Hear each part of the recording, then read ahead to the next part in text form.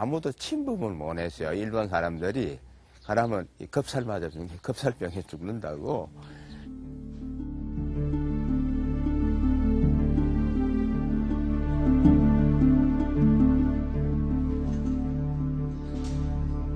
사명당의 전설은 임진왜란 당시 민간에 떠돌던 이야기를 수록한 임진록에서부터 시작된다.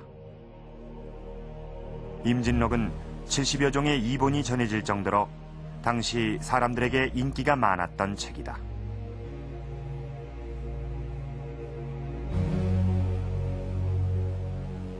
임진록 이본 연구를 해온 임철호 교수. 그는 특히 일제강점기에 발행된 것으로 추정되는 한 등사본에 주목하고 있다. 구활자본이 나온 시기이기 때문에 그걸로 찍어내지 불편하게 찍어내질 않죠. 근데 불편하게 이렇게 그 등사본, 프린터본이 나왔던 것은 아마 그 임진록이 일제시대 때 금서로 지정되어 있기 때문에 이제 비밀리에 대량으로 찍어낼 수 있는 유일한 방법이 이것이 아니었을까라고 추정이 돼요. 일제강점기 금서로 지정되기도 했던 임진록.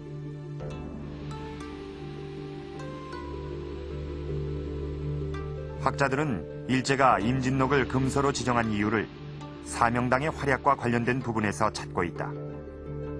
사명당이 일본 왕을 항복시킨 민족의 영웅으로 묘사되어 있기 때문이다.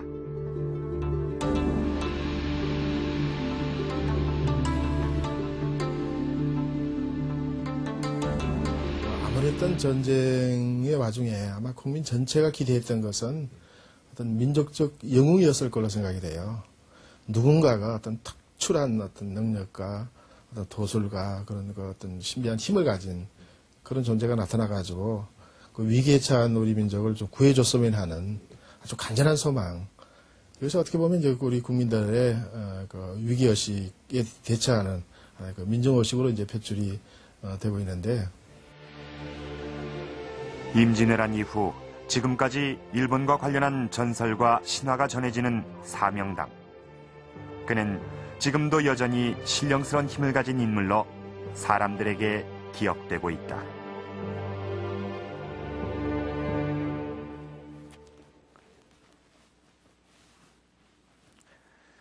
지금 보시는 이 비가 땀 흘리는 비석으로 알려져 있는 표충비입니다. 현대 과학에서는 이 비석이 땀을 흘리는 이유는 이 비석의 돌 성분 때문이라고 합니다. 이 비석은 휘로감이라는 돌로 만들어져 있는데요.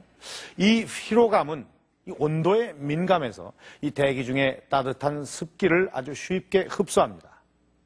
이렇게 돌이 흡수한 수분을 밖으로 내보낼 때 이슬이 맺히게 되는데 이것을 아마 사람이 흘리는 땀과 비슷해 보일 뿐이라는 거죠. 뭐 그렇다 하더라도 이 비석이 땀을 흘린다는 사실은 참 신비롭기만 합니다. 이 비석을 신령시하는 사람들은 지금도 나라에 큰일이 있을 때마다 이 비석이 땀을 흘린다고 여전히 믿고 있습니다. 자, 이런 사명당에 대한 불가사의한 믿음은 임진왜란을 겪었던 당시 사람들에게는 훨씬 더 강하게 나타납니다. 임진왜란 당시 민간에 떠돌던 사명당의 이야기가 적힌 임진록을 보면은 이 사명당이 아주 신격화되어 있다는 걸 알 수가 있습니다. 예를 들어서 일본에 건너간 사명당이 외왕으로부터 시험을 당하는 부분이 있습니다. 이 불에 달군 무쇠로 만든 철마를 타라고 하자 사명당은 눈 하나 깜짝하지 않고 철마에 오릅니다. 그리고서는 주문을 외우는데 갑자기 비바람이 몰아치면서 큰 비가 내려서 이 타고 있던 무쇠말이 소리를 지르면서 살아있는 말로 변하고 큰 비로 일본 열도가 물에 잠기는데 이때 사명당은 8척이나 되는 아주 긴 칼을 들고 나타나서 외왕에게 칼을 받으라고 하자 이 외왕과 대신들은 그저 죽기만 바랬다는 그런 이야기가 전해지고 있습니다. 이 통쾌하게 외왕을 물리친 그런 이야기인데요. 자, 그렇다면 실제 일본에서 이 사명당은 어떤 모습으로 남아있을까요?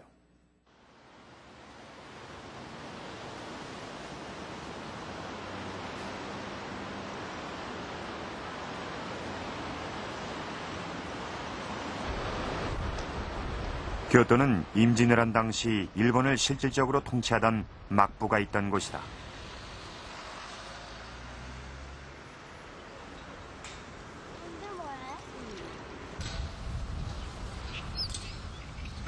토요쿠니 신사는 토요토미 히데요시를 모시고 있다. 신사에선 하루에 2번씩 경건한 의식이 거행된다.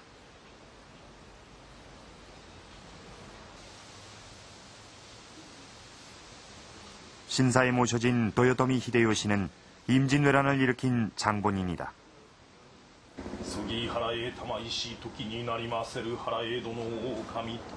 토요토미 히데요시는 이곳 교토에서 임진왜란을 구상하고 조선 침략을 명령한다.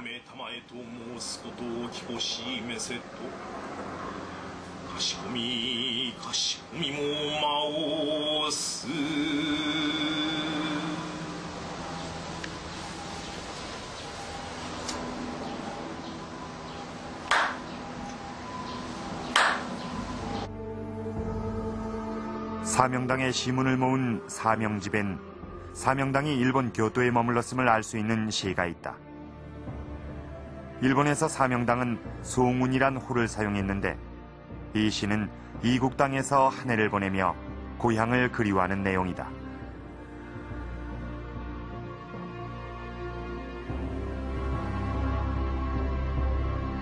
섣달 금음날 밤에 썼다는 이 시에는 본법사란 절 이름이 나온다.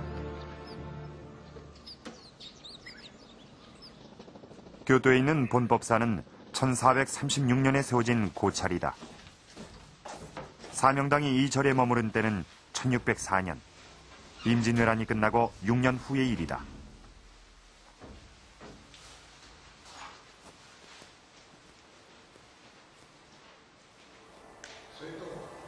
높이 10m, 폭 6m에 이르는 이 그림은 일본의 천재화가 하세가와 토하쿠의 작품이다.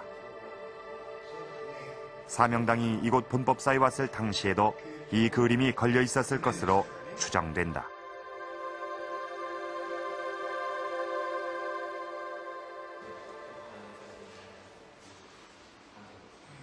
慶長4年4月23日にこの会見をしていますから、西暦で言えば1599年間ですね。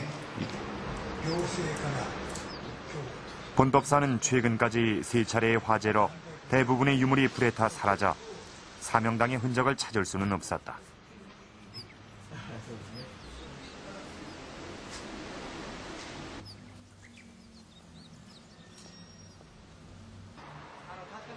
본법사에서 10분 거리에 있는 인근의 흥성사.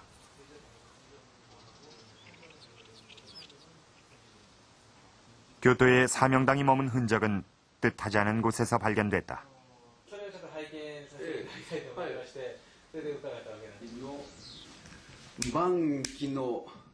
사람들의 출입이 통제된 방 안에 유목이 한 점 걸려 있다. 만개의 앞을 지나 3개의 위를 초월한다는 이 시는 불교에서 선의 득도를 표현한 글이다.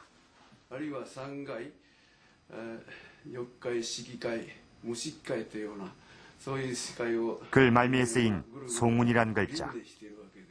사명당의 친필이 분명하다.